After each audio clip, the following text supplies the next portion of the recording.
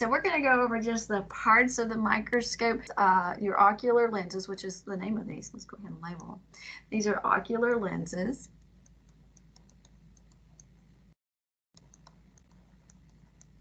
So you have two of them. You're supposed to adjust them so that when you look through, you only see one circle. For some reason, I think it's some in between my glasses and my eyes. And anyway, so I just closed one eye. So I'm just going to go ahead and confess that it's like a microbiology sin or microscope sin to close one eye. But I grew up with just one ocular lens. So guess what you do through the ocular lens? That's what you're going to look through. So those are eyepieces, but I would like the word ocular lens. Again, remember your eye area is the ocular region, so that'll help too. So you look through those. When you look through just that eyepiece, that actually magnifies whatever's down here on the stage. It magnifies it 10 times. So I can actually take this off, and it's a little miniature magnifying glass. It magnifies whatever that image is 10 times bigger than it normally is.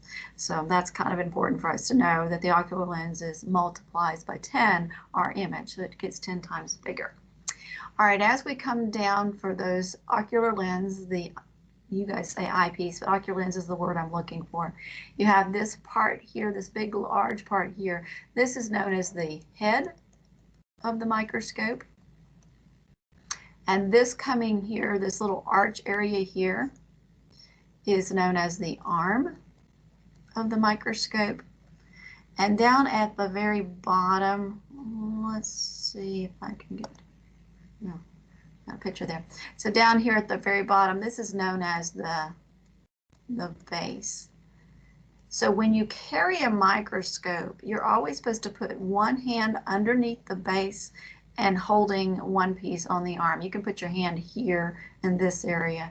So one hand here, one hand here. You're always supposed to carry the microscope with two hands. And the reason is if you carry it with one hand, you sling around and you can start messing up these objective lenses that are there.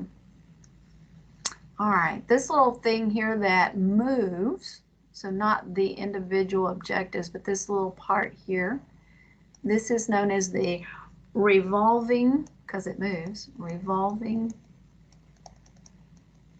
nose piece. So you got a head, and that's technically the nose and arm. It's almost like a body, right? Nose piece.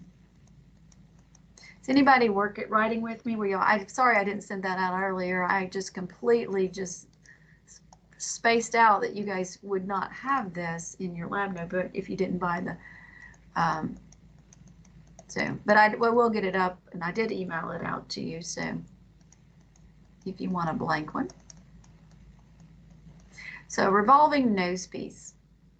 And this microscope that you're looking at actually has 4 of these things that you're looking at. These are known as objective lenses. So all of these, I'm just going to pull that one, but that one, that one, that one, and that one. Those are all called objective lenses.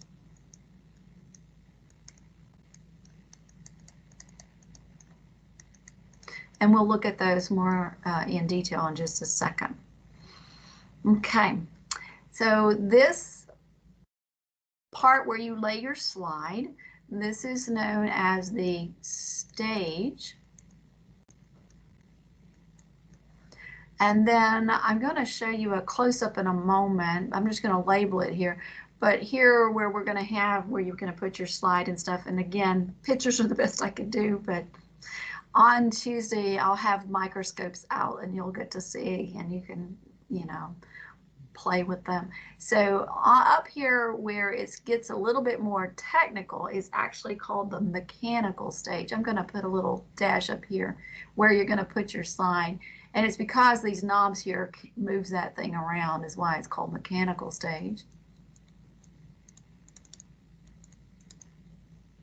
And I'll show you an up-close picture now in a moment on the next slide. All right, as we come on down, let's go ahead and do this. This is formerly known as the light source. I am quite okay with you just saying that's the light. Sad but true, every semester students will call over and say, I can't see anything in my microscope, and it's because there's a little switch right here, which is the power switch. Power switch, on off button, I don't care. That's just the power switch. They forget to turn the power switch on to turn on the light. College students forget to turn on the power switch. And I've had some students, they'll turn on the power switch to turn on the light, and they're like, it doesn't work. They forget to plug it in. You have to plug it in. So you have to plug it in. You have to turn it on. All those things. You're like, you're making this up. I am not making this up. True statement. Okay. So when you get first start, you'll be putting your slide on the stage with the mechanical stage, and you're going to want the stage as close to those objectives as possible, which is where these knobs come in here. I'm going to label these knobs, and I'm going to come back over here. So we've got this, there's actually two knobs. There's a big inner one and a tiny outer one. Do y'all see there's a smaller one there and a bigger one here? So in the beginning, we get to play with this is known as the coarse adjustment knob is good. That's what I learned it. Coarse focus knob. A lot of people like the word focus because it's a little, so coarse with an A, focus knob.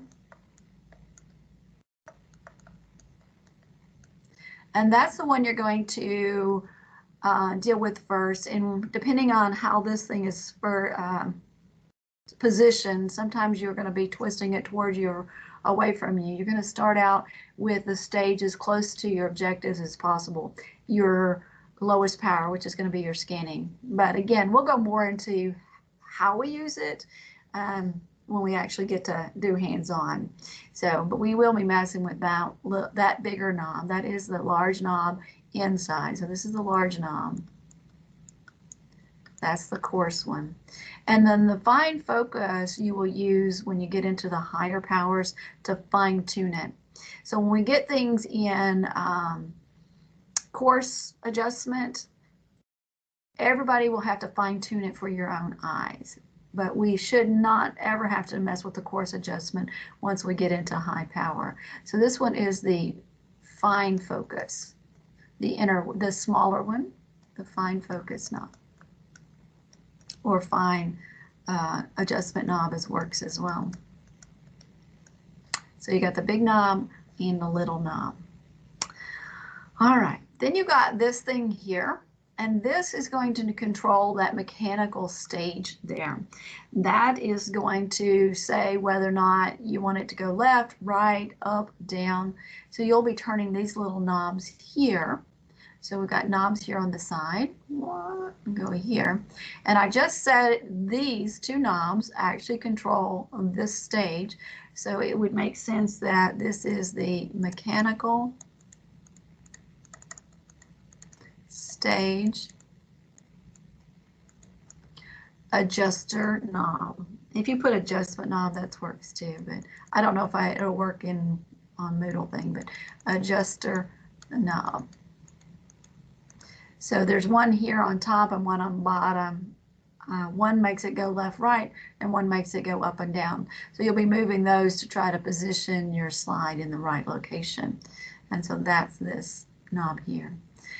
This little knob that's coming out at the bottom here, this is known as the diaphragm.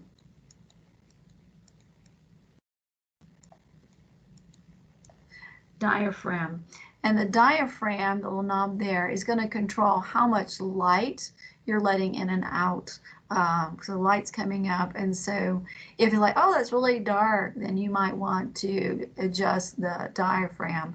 If it's like opposite, if it's too much light, you might want to, sometimes we get too much light and you can't see like their blood cells and stuff. And this whole apparatus, there's actually another adjustment knob, and I'm really more concerned about the diaphragm than this next word, so I don't even know if I've got this one on the room. But above that, this little area, and there's another little adjustment for it, it's known as the condenser. And so I might just let you take micro and deal with that. So we kind of deal with these knobs and the diaphragm. We can get it focused and we'll be good. So that's the condenser. Let's see. I also put this on your printout sheet there. And I liked it because I hated that this was circle, but it doesn't matter. That one in the background there is the oil immersion. We're not dealing with that one, and so yours, your microscopes don't even have that back one. They're not always color coded. Sometimes they are, sometimes they are not. I think ours are just all silver.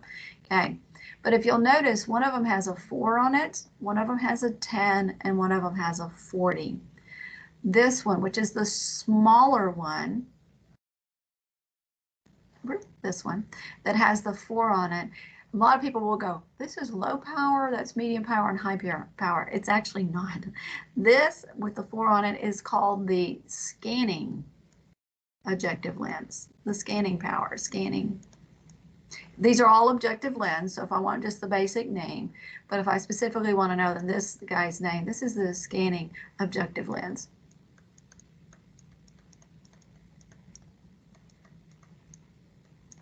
Okay. The little 4 means that it is going to make our object 4 times larger, 4 times larger. You're always going to start at the 4. You're going to have this thing close as you can, the stage as close as you can. Here's a nice picture of the mechanical stage. Can you see it? This is where your slide would go in down here. Basically, you pull this lever back, set your slide in there, and gently put this back. Some students let it go and it cracks the slide. So your slide would be sitting in this little area down here on the stage, the mechanical stage. That's why it's called a mechanical stage, because it's going to allow it to move. The black part over here doesn't move. So that's why this is just a stage. Remember a while ago I said I've got a better picture. That's the better picture. So this area is the mechanical stage. That is still the stage, and you can see. Okay, so you're going to always start in scanning. Always start in scanning with your stage as close to the scanning as possible, and then we move it away. But again, we'll practice that when we actually get to mess with the microscope. So this one that has a 10 on it, this one is actually known as low power. So it's the medium size one. This one is your low power objective. Anybody want to take a guess how many times it magnifies itself? This right here. 10. Very good. It's going to make your object 10 times larger, so low power. So you're going to always start in scanning, kind of get it where you can see it, and then you're going to move over to low power. In low power, you can still use that big knob. The big knob is the coarse adjustment knob to still focus. In theory, you should be able to move it over and not move it. But so here you can use the coarse adjustment knob. Here you can use the coarse adjustment knob. When you get it in focus in low power, then you can move it to this one, which is the 40, which is the high power. Once you're in high power, I didn't write the word lens there, but we consistent. Once you're in high power, you are not to touch the big knob, coarse adjustment knob anymore, because if you touch the coarse adjustment knob, when you've got this one, it's so long, it's going to crack that slide. And I used to teach high school, and I don't know how many times I would just say, well, don't touch the big knob when you're in high power. When you're in high power, don't touch the big knob, because you will crack the slide. Because you're looking through there, you won't be able to see whether or not it's. So, so once you're in high power, you should be able just to fine tune and use the fine focus knob. So, how many times do you think this one multiplies? 40. 40 times. Now, some microscopes even go much more than that, but unfortunately, and these boogers are expensive as themselves, so I can imagine the ones that are 100 and stuff. So those are the objectives. So let's go to my next thing here. So these are the types of questions, and I've got this on your note page too. Types of questions that you might see on the practical. You're going to have to name the part. There'll be a sticker on the part.